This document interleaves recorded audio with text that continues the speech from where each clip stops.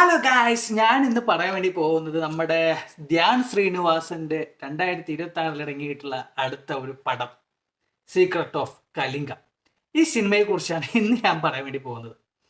ഈ സിനിമയിൽ നമ്മുടെ ധ്യാന്റെ കൂടെ അഭിനയിച്ചിട്ടുള്ളത് എന്ന് പറഞ്ഞു കഴിഞ്ഞാൽ അൽത്താഫ് ഉണ്ട്, പിന്നെ മാളവിക മേനോൻ, റിയാസ് ഖാൻ, ഉല്ലാസ് പന്ത്രം, ലക്ഷ്മി നന്ദൻ, അങ്ങനെ ഒരുപാട് ആൾക്കാർ ഈ സിനിമയിൽ അഭിനയിച്ചിട്ടുണ്ട് എന്ന് വേണമെങ്കിൽ പറയാം. അഭിനയിച്ചിട്ടുണ്ടെന്നല്ല, മുഖം കാണിച്ചിട്ടുണ്ടെന്ന് വേണം പറയാൻ വേണ്ടിയിട്ട്. ഈ സിനിമ ഏകദേശം 2 മണിക്കൂറുള്ളൂ കേട്ടോ.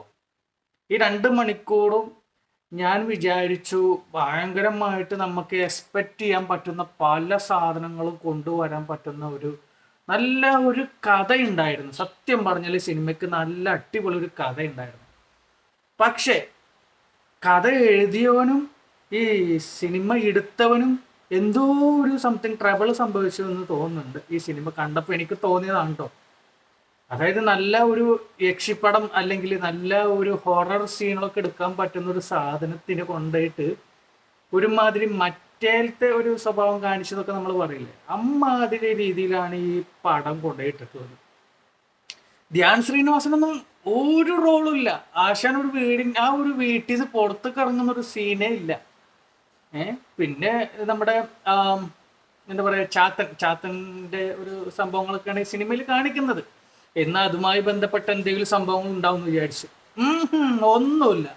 അത് കഴിഞ്ഞപ്പോൾ പിന്നെ നമ്മുടെ ഒരു ഹൊറർ ആയിട്ടുള്ള ഒരു സംഭവം വരുന്നുണ്ട്. അതായത് ഒരു കോളേജിൽ ബാക്ക് സൈഡിൽ ഒരു കിണറുണ്ട്, ആ കിണറ്റിൽ വേണ്ടി ഒരാൾ മരിക്കുന്നു. ആ കിണറുമായി സംബന്ധിച്ചിട്ടുള്ള ഒരു കഥയൊക്കെയാണ് ഇതിൽ കാണിക്കുന്നത്. അതായത് നൂറ്റാണ്ടുകൾക്ക് മുന്നേ ഒരു സംഭവമൊക്കെ ഉണ്ടായതിനാണ് കാണിക്കുന്നത്. മന്ദാകിനി എന്ന് പറയുന്ന ഒരു പ്രേതം.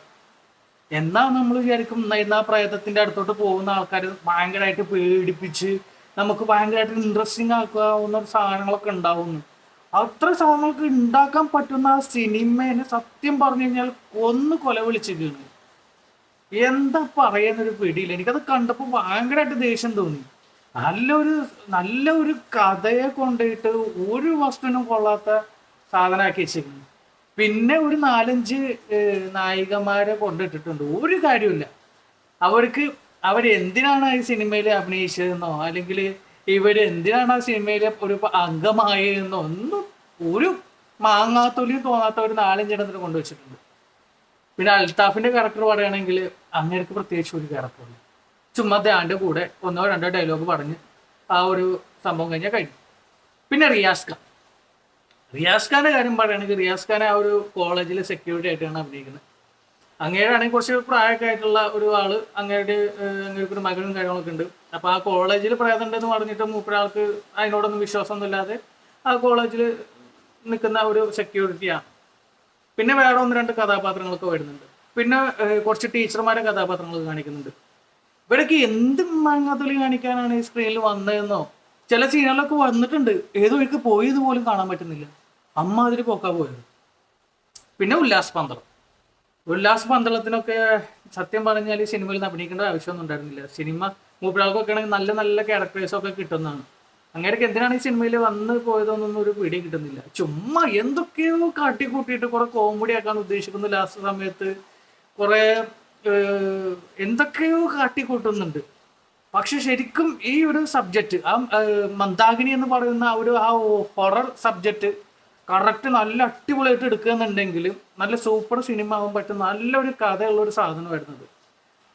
ആ ഒരു കഥയെ കൊല വിളിച്ചെന്ന് തന്നെ സത്യം പറയേണ്ടി വരും. പിന്നെ ഇതിലാകെ നല്ല വൃത്തിക്ക് ചെയ്തു വെച്ചിട്ടുള്ളത് AI ആണ്. AI നമ്മുടെ ധ്യാൻ ശ്രീനിവാസനെ, അതേപോലെ റിയാസ് ഖാനെ, അതേപോലെ തന്നെ നമ്മുടെ അൽത്താഫിനെ, ഇവരൊക്കെ നല്ല അടിപൊളിയായിട്ട് യൂസ് ചെയ്തിട്ടുണ്ട്.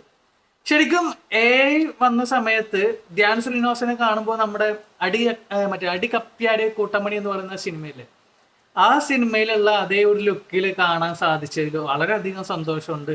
എനിക്ക് ആകെ ഈ സിനിമയിൽ ഇഷ്ടപ്പെട്ട ഒരു സംഭവം എന്ന് പറഞ്ഞു കഴിഞ്ഞാൽ ആ ഒരു AI വന്ന ധ്യാൻ ശ്രീനിവാസനൊക്കെയാണ്.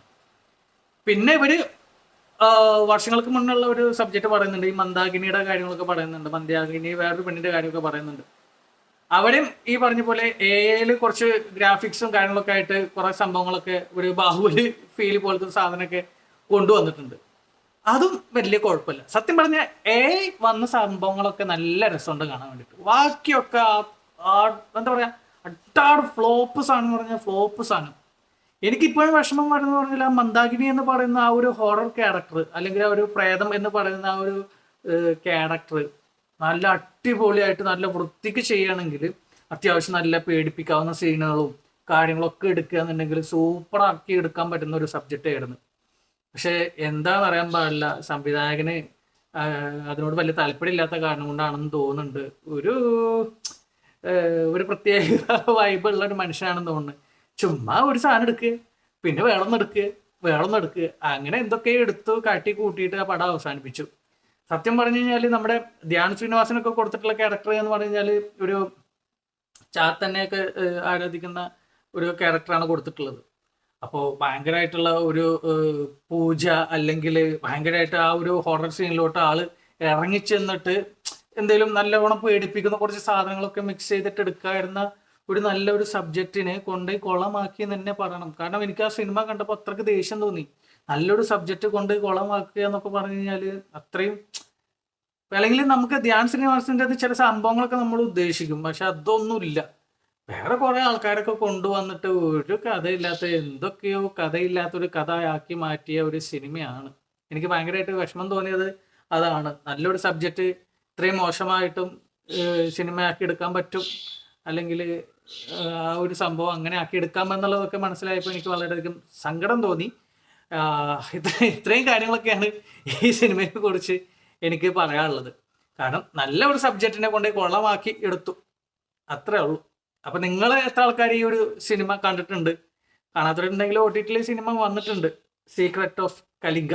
എന്തായാലും നിങ്ങളൊന്ന് കണ്ടു നോക്കിയിട്ട് ഞാൻ ഈ പറയുന്ന കാര്യങ്ങളൊക്കെയാണ് നിങ്ങൾക്കും പറയാനുണ്ടെന്നുണ്ടെങ്കിൽ കണ്ടവരുണ്ടെങ്കിലും എനിക്ക് കമന്റ് ആയിട്ട് അറിയിക്കുക. അപ്പോൾ നമുക്ക് അടുത്ത സിനിമയുടെ വിശേഷമായിട്ട് വീണ്ടും കാണാം. അപ്പോൾ ഓക്കെ.